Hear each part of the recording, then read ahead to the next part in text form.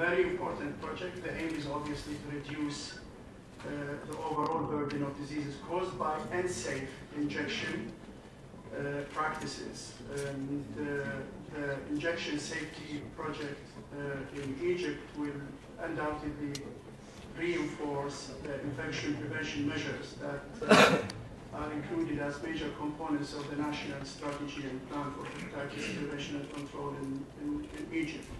And also the transition to use of safety syringes. So it has four components.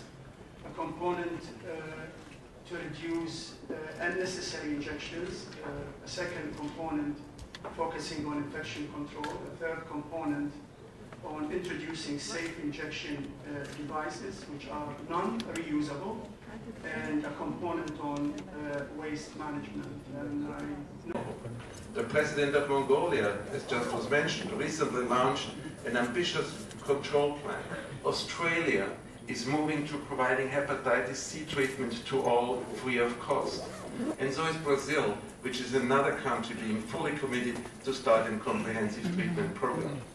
We're also working very closely with Pakistan, yet another country with a massive hepatitis burden determined to tackle the problem. So these are just a few promising country examples.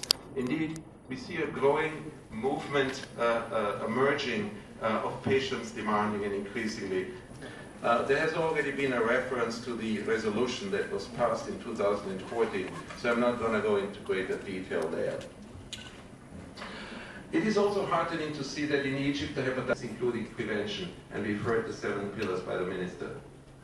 Like many other countries, Egypt, the WHO Egypt Injection Safety Project, which is part of a WHO global campaign on injection safety, and Egypt is one of the three pilot countries for the campaign. Today, we call on all countries to follow the example of Egypt in developing comprehensive plans to address the hepatitis problem. I mentioned earlier that transformation that is thus, we are seizing the new momentum on hepatitis and are developing, as been mentioned, the first ever global hepatitis strategy. This strategy projects a vision of a Thank you, Dr. Bridgeshaw. Part of the battle against hepatitis is to spread the public awareness about the risk of the disease.